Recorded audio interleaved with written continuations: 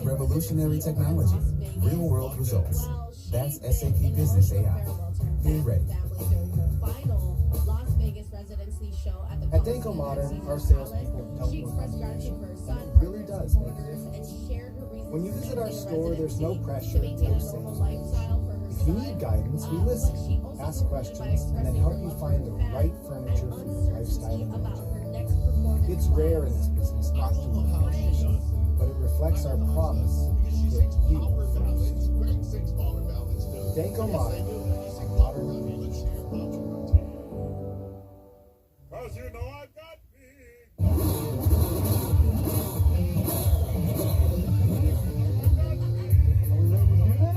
We're ready. Are you ready? Dude, are you guys ready? I am beyond ready. Bro, this is the day we've been all been waiting for.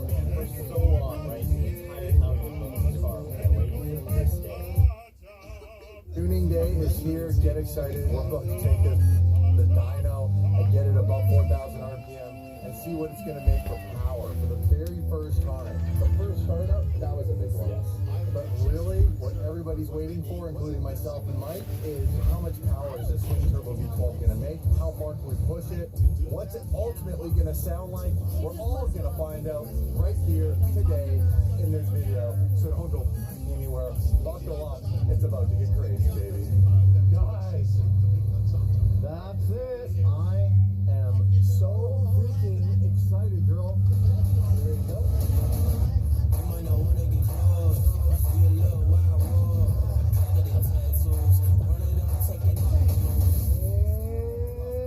And we have arrived.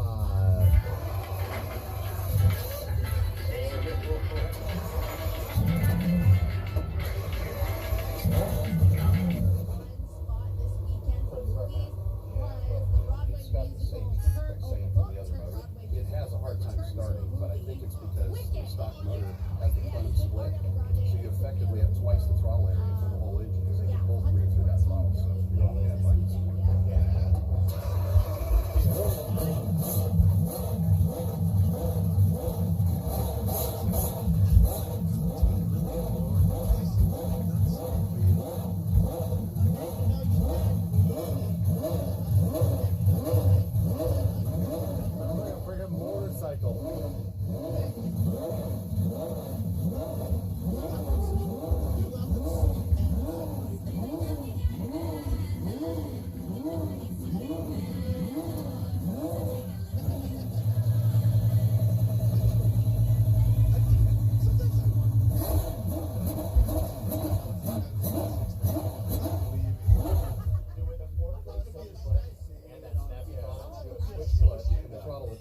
also. Perfect. Maybe we can find a tuner that can fix it. You got somebody who knows how to operate the machinery here, so. Dude, the first time we drove this car, Mike and I were like, wow, holy sh.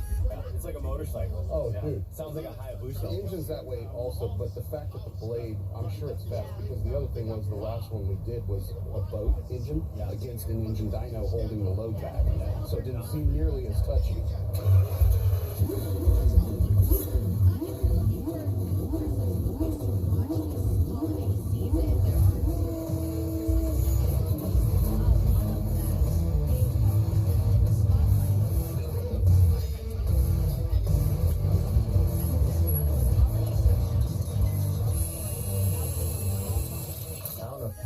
We're gonna ask the experts, Mike and Shane, and the gentleman setting up the dyno right now. This is a mainline dyno. It's not like a dyno jet where you have a roller that's usually on the ground. Right. We have that tire touching the roller. Inertia wheel, right? So you can spin tires on those really easy. They're easy to strap a car down to and make some passes to see how much power you're making. But this thing's gonna make a lot of power, and we need something that is going to be able to read that accurately. You can also set this to whatever RPM we want, and it'll hold it. It will not let the engine go past, say, 6,000 RPM. You can hold it there exactly at that RPM and tune everything. So you can move the throttle around. The dyno does The that. dyno will actually hold So it. you can set the dyno to either control the axle speed flat, like no acceleration rate, so that'd be a steady state test, or you can do a sweep test from a specific RPM to another one and set the rate that it changes from the low RPM to the high RPM. So you can match 5th gear, 6th gear.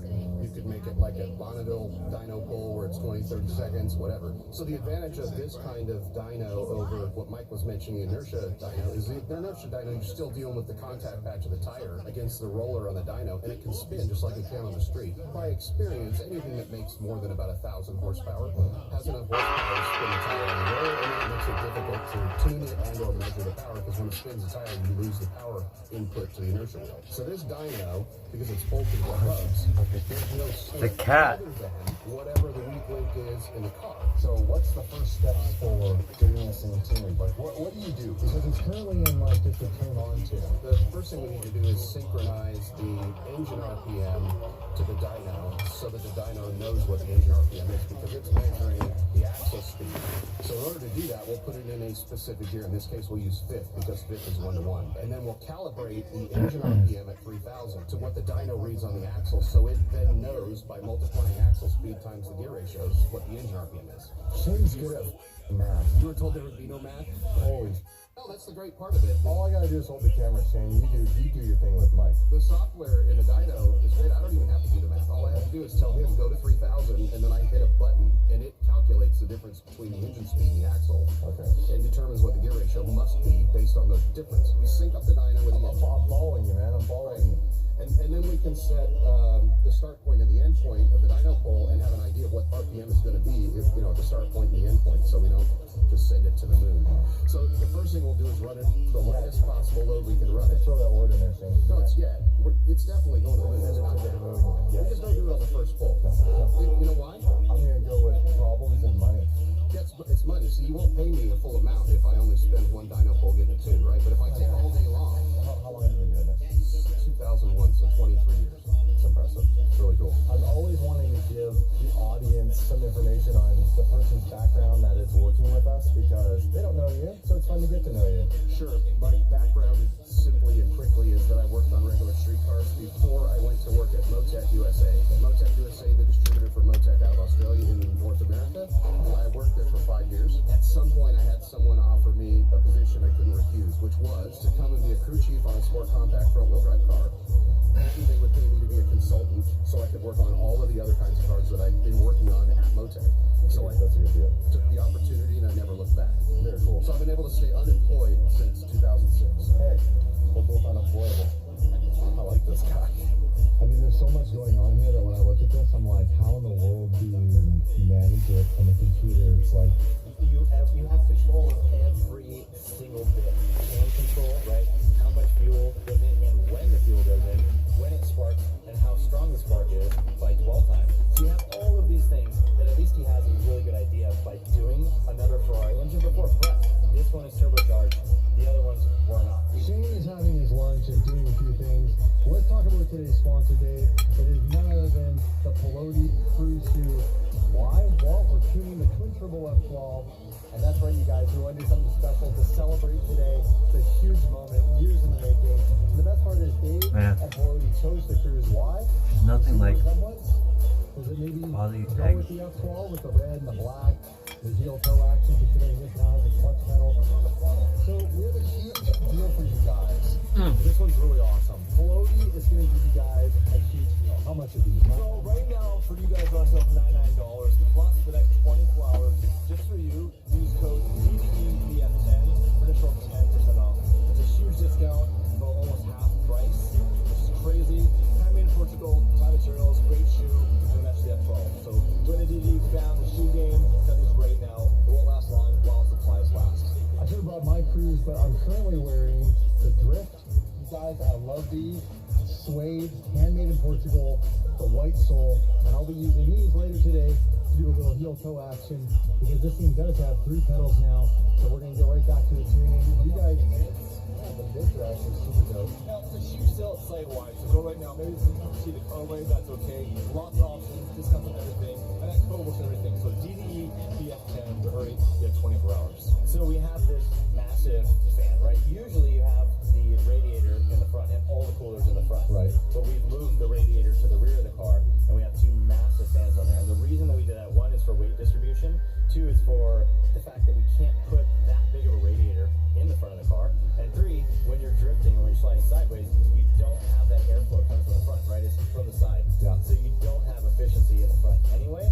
So now we have it in the rear, and the intercooler in the front by itself with the oil cooler behind it. If we ran this fan the whole time, the intercooler would be ice cold, awesome. But the oil temp would be really low, and we want the oil temp to be at least 180 degrees. It doesn't really work well when the oil is cold. So for engine protection, we want it to be high. So we And probably there's fans on this too, right? yeah. So we've got 2 fans on there. Oh yeah. That's going to be controlled by the ESP as well. So really, you don't need this at all. Ideally, no. So That's if cool. everything is good, we can cool the car by itself without having airflow. And that's the idea when you're building a drift car like this, is that you're not going to get airflow. So it better cool itself down without having massive fans. This is Mike's biggest fan, though. You know that.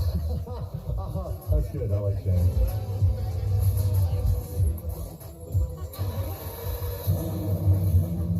We're able to map the throttle position compared to the pedal because it's drive by wire, so we can effectively slow down the throttle compared to a split. That makes it less touchy and gives it more feel.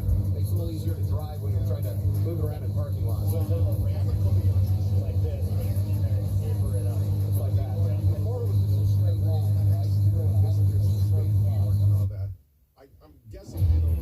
Revolutionize the way you track your glucose with Stella. From LAX to JFK. There's a lot of things that you can look into the timeline of all of it. And there is a Facebook page, an official Facebook page called Help Us Find Hannah if you want to look at the official timeline and all the things. But it was just reported yesterday by the RAD movement that the Kobayashi family has suffered another tragedy. The father Premium ingredients come together. Memories are made forever. Fannie Mae. Together is timeless. In the parking lot of LAX. That I don't even know where it was. Yeah. Near LAX. Article says. Just strife and you'll be done. I can't imagine one of my children be missing or Yeah, the comments on social media are all over the place. Some of them are just straight up insensitive. But some people are saying, like, you know, apparently, an incredible amount of guilt.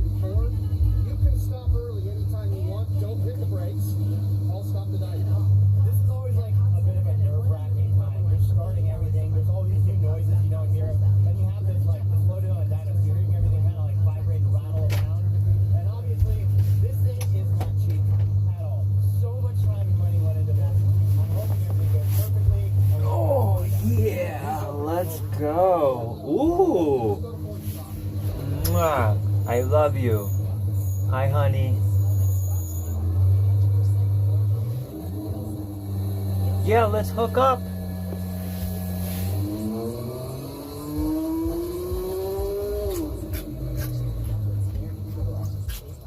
Pretty impressive, huh? So, Mike, 115 Let's hook horsepower. up. I don't work no more. I have nothing to do. To the wheels, baby. To the wheels. All I do is work out and look sexy. So what are you watching on? And I watch TV. I'm the best TV watcher. Nobody's a better watcher, TV watcher than me.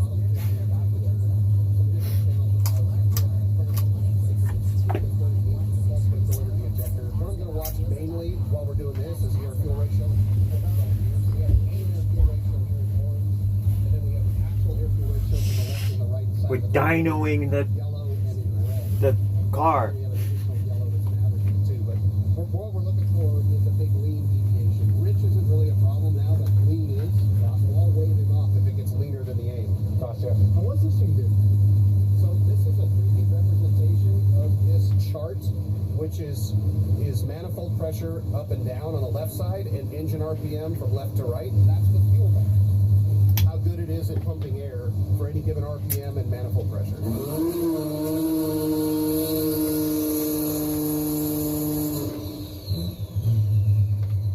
So do the same thing again, I'll let it sweep this time.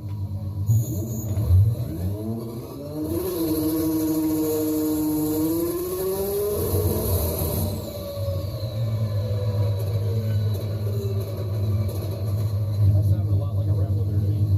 It did. It wasn't like a fuel rich thing. No, it's mad about something. It's doing ignition cut, so that was Yeah, so when we were revving it after you came, it still seemed like the Reveler was at 4,500 and it did sound a lot like that. shut it off. Yeah.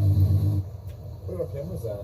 45. It's 41, 41, 42. yeah? Yeah. Sounds mean, huh? We're not losing And the the crank. exhaust blowing back in the car. Yeah. It's a good thing it's not the leaded fuel anymore. That car is so fucking ridiculous. You guys have no idea. We've got the polarity backwards on the switch. 4,500 and then it just throws anti-lag on it. Oh, you know, I was going to ask you about the anti-lag too. I know, baby gigs. Okay, so here's the Everybody wants that. The anti-lag has to shoot big pumps. So, Whatever you make it big, times that by 10. regarding the anti-lag, here there's an inherent problem with a valve train depending on how they've made the bucket fit over the valve. So if the bucket is ground so that the lash is built into the bucket clearance and there's nothing in between the bucket and the end of the valve to fall out. It's a hydraulic lifter. Yep, With no shims. With no shims. So on my BMW motors, we would spit shims all the time, and we did not run anti-lag for that exact reason. Yeah, and I wanted to make sure that we didn't have that problem because although it's fun to talk about anti-lag, it's not that fun to have to pick all the pieces up out of the rocker box. Yeah. So we can do the dumb anti-lag this We can. like really dumb. No Affirmative. efficiency, just dumb. Affirmative. All the fuel. Dump all the fuel. Flamer spitting everywhere, like a torch. You know, like the file name, the horsepower number from it. So later you can go back through it. It's a lot easier to find the file you want. Oh, that sounded gnarly. That's 7? Holy shit. Let's go. Open throttle. This car is sick.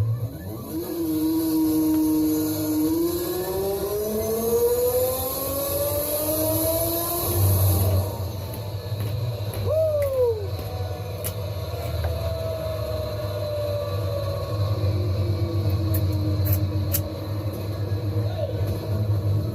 664 horsepower. Look, it's almost 1 to 1. Hey, it's almost 1 to 1, he said. Right, Jesse. Talk to him. So, Jesse, Uncle Jesse. Right, so we made just about 6 pounds of boost. Yep. We ran into the Reveler. Oh my God, it's only 6 pounds of 7000, and boost. yes, the cam control map that I have in here is from those 2 normally aspirated engines I did on dyno with. Obviously, we're different intake manifolds, different headers. And all Yeah, that stuff. exactly. Yeah. So we need to optimize it for this with a turbo. You know, when you have a turbo, because you have boost, and especially because you have back pressure, which can be higher than boost, the same cam map that works good normally aspirated, when the intake pressure pressure and the exhaust pressure are equal, Yep. might not work really good if the exhaust pressure is over the intake. All right, so we're talking about the red line. What do we want the red line to be? I mean, well, Dave wants it at 10,000. I want to see it at 9, and then we want to see what it's doing. Because if we do have a lot of back pressure and we do kind of fall off a cliff there, then there's no reason to run it past that. There's no reason to run it to that. I do want to hear that 9,000 RPM. Yeah, Shane was saying you let what determine this? The dyno? The dyno and the engine will tell you what it wants if you listen.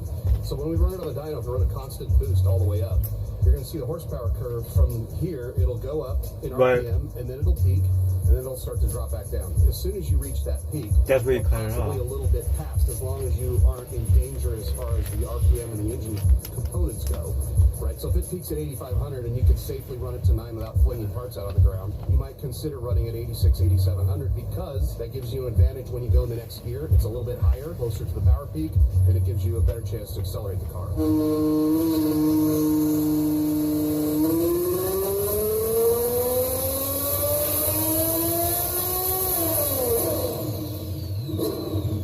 Take more RPM, which is not a shock, right? We're 7,500, we stopped early, but if we see 800 horsepower. now you're caught in a quandary because you don't know if your components in the engine can handle that extra RPM, even though the engine's trying to make power. Oh, there's Neo right The there. parts inside are going to fling out. Mostly RPM is damaging the engines Yeah, more than and almost it's anything the else. RPM and all the load, right? Because we're going to be running a bunch of boost into it at the same time. So it's not just the RPM Yes. like an NA motor. You also have the boost that's tied in. It's there. also not going to be getting treated nicely, right? Because you're going to be in and out of the throttle, so you need to like Yeah. This is true. I don't treat like stay gonna be well abused. away from all the you guardrails. go for how much? 8,500 revolutions per minute. Let's do it.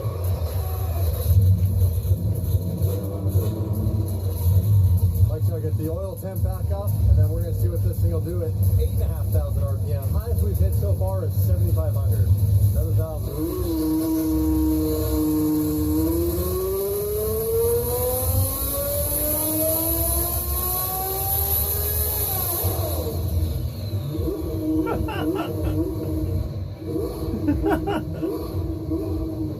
That's crazy. Woo! She screamed. Yeah? Whoa. Inside the car here, feeling the engine like that rumble, that V12 turbo scream is absolutely insane. Dude, brought the sound back. What a monster. Dude, it sounds so good too. Doesn't have that chuggy anymore. Yeah, I'll look at the dyno turbine to see if we're still making power up there. I'm not going to lie, that gave me a pop tent in my pants. Oh, it's going up and up. 855 to the wheel. 855. Woo. Yeah, we're getting there more now. What we're not doing, we're not turning the boost down. This is just how much the engine will make at that constant boost. Yeah. Right, so we're at about 6 pounds of boost. What? So we're at less boost than You know how much boost they want to put in it? 20. 425. It's at 6. They're going to put it to 25 pounds. We was trying to make 1600 horsepower. Oh, yeah. 25, that's what it is. I was going based on your calculation. Right, we're running the same boost we were running at 7,000, made 750 or whatever horsepower. Add another 1,000 revs. It's literally it's like RPM divided by 10 is horsepower on this thing. It's I great. saw him with his calculator out. I've just been over his shoulder the whole time. Calculations on my own, that's what I came up with for horsepower. They told NASA. That's what they told them. You don't call NASA anymore. Now you call SpaceX. Right blind to Elon. Right?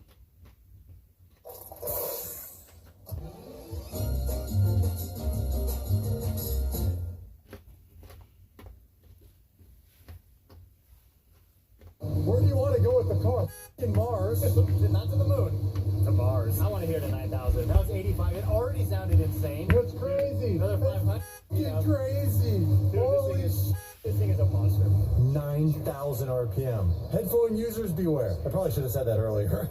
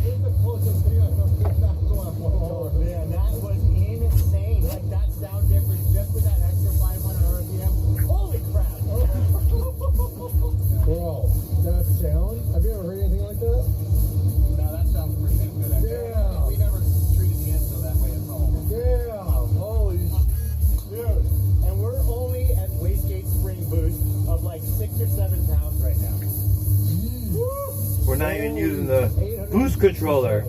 It's headed uphill again. It runs in the limiter. Yeah. So basically, the taper right now is the limiter. Yeah, that angle, that little tail at the end that heads downhill big time, that's the rev limiter coming on. It's still going up. So at 9,000, it's just as efficient, or even slightly more efficient. We potentially don't have the hardware to achieve the RPM that this thing's capable of going and making power. We've run a couple of ignition timing loops. Look which direction the power goes to get a concept of what it wants. Yeah, does it want more timing? Does it want less timing in it? And what RPM does it want that?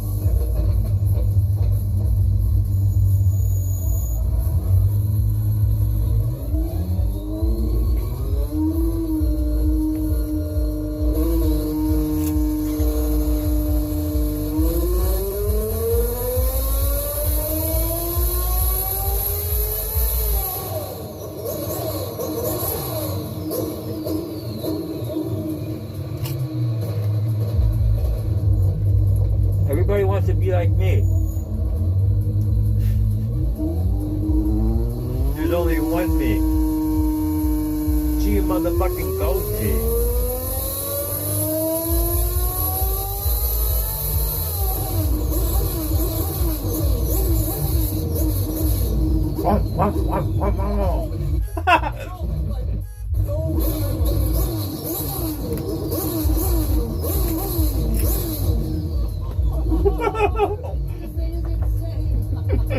Vibration. Oh man, you just feel everything. It's terrifying. It's so smooth, but everything vibrates. It's like it's this weird sensation. Man, that's gnarly. And that's like 886 horsepower. Yeah, that is low boost, the lowest setting we can possibly get with these wastegates. So a higher boost, will the audio change at all this? It will change. Yeah, more low, more moving. You're moving more air through it, so yeah, it'll change. I can't wait to hear that. We get another when we get up to 15, 20 pounds of boost. It's gonna scream. Can't wait to hear what that sounds like.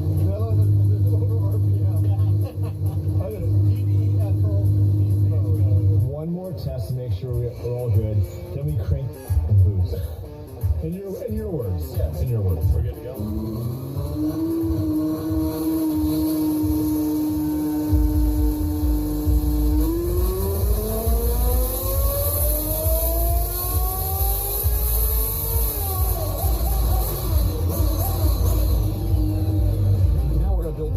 Boost duty cycle map, right? So what we do is we put a fixed duty cycle on the control valve for the wastegate. That's going to put some amount of extra boost in it. We don't know what it's going to be yet, so we're going to start small.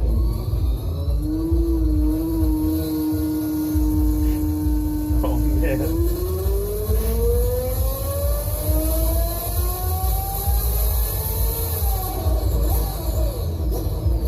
Oh, was that boost? No, I mean, It was nothing. We're in that dead zone on the solenoid where it almost doesn't do anything. Crank it up, bro. I want to hear that shit whine.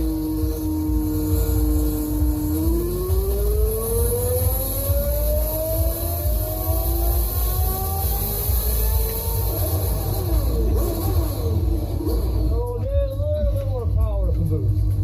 Just a touch. Oh my god. How much boost is that? That's like not even 11 pounds right now.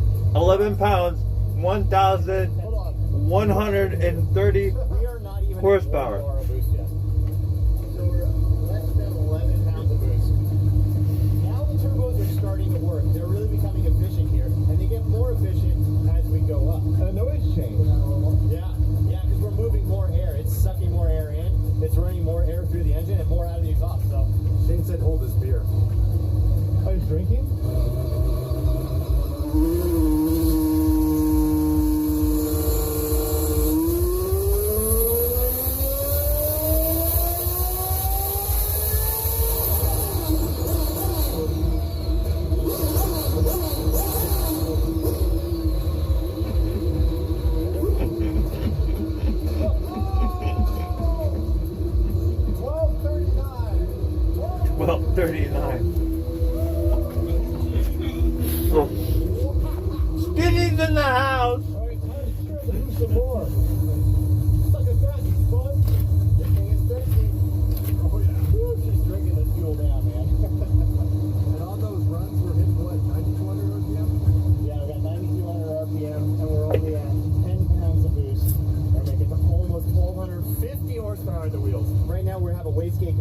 basically the wastegates are so efficient that we're putting a lot of pressure on top to hold them closed, but they're still wanting to open up. So that's a good problem to have. Yeah, we can obviously change some stuff around and get all the boost that we want. Right now we're going to move the cams around and see what kind of gains we can get just by moving the cams. Big ponies, baby, big ponies. We're not adding any more boost, but depending on Big ponies. we should pick up some power. We might pick up 20, 30, maybe more horsepower. But yeah, we're going to find out how efficient we are with the current settings. Sure, idle smooth. That solid. Big ponies, like my big sausage. Yeehaw!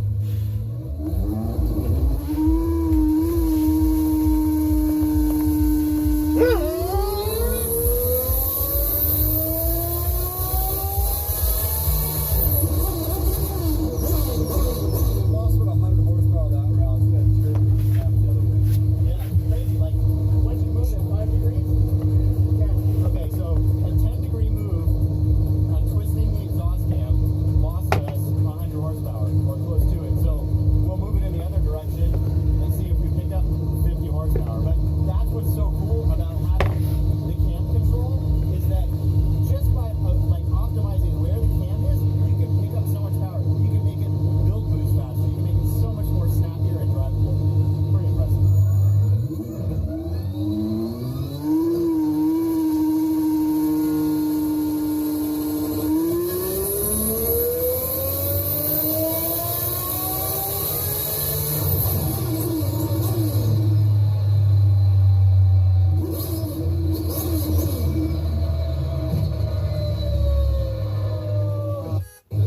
Same number. Right now we're probably about 12 to 13 pounds of boost, and we were going to go to 25. But the issue is, Hello, hello. I was like, what the hell? So the way we're trying to control the wastegate is we're always putting boost in the bottom of the wastegate. We're just trying to open it up, and we're trying to fight that by putting pressure on the top to keep it closed. But the wastegate spring is kind of soft, and where we built the wastegates in is really efficient. So we have the exhaust basically blasting on the wastegate valve, trying to push it open, and the boost coming in the bottom. The amount we're pushing on the top isn't enough to make more boost. So we're running out of control on how much we can shove it close. Well shot. We Well, could. he has a solution. The way that it's set up right now, the truth is, it's the safer way. Yeah. And the reason for it being safer, So we have boost coming straight out of the manifold, going to the bottom of the wastegate. You reset that. Okay. The boost always is going in the bottom. It's always trying to open the wastegates at 6 pounds. That's the safe way. If the wastegate controller fails, any electronics, anything fail, it goes to that boost. It doesn't go over. If we do it the other way, we're controlling what's going in to open it. And if it fails, then nothing is going in. Show us the other hands. Going in. No, the other way you to just did it open before it. that. What did I do? This? The audience saw it. Dig's a hand guy.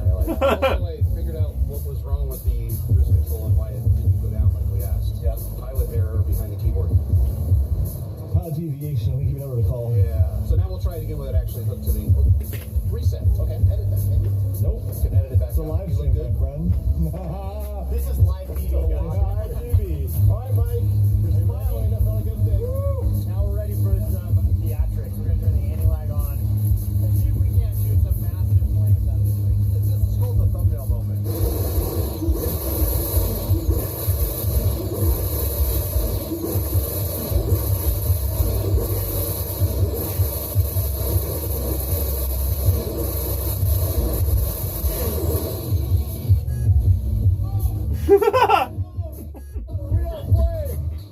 That's what we want. That's what we want. Like I said, flames up and coming at the bottom. This is delicious. Dude. Whoa! Oh my god. Insane. That was wild. Do it again! Do it again!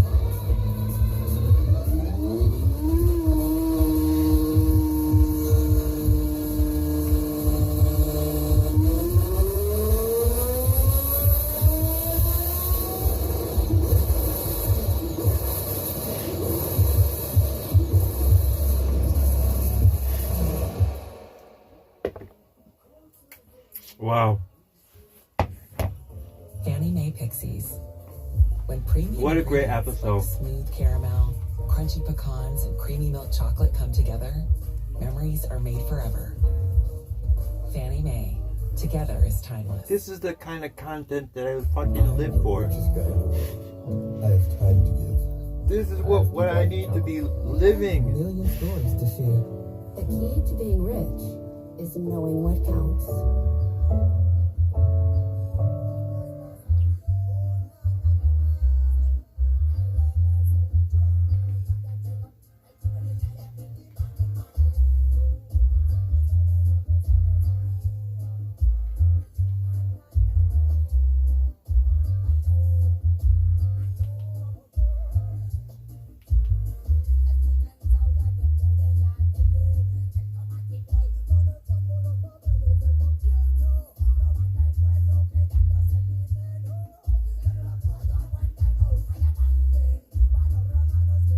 Wait for it!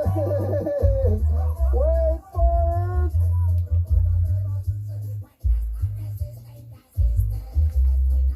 Wait for it! Wait for it!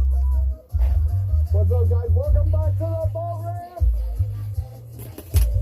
Oh my goodness. It's gonna get on fire. Oh yeah. Robalos, guys. There's nothing that hits the dog harder. Oh, the good old famous Robalos. Alright, they're back here, guys. They're coming back. No, he's like, he's like, reverse whiskey. I don't know what the hell is going on here. Welcome to the Chit Show, guys. Alfred Mountain making a scene at the boat ramp. And, this Robalo's making a scene too. I thought I wanted to go for a walk. I think I might use the bike.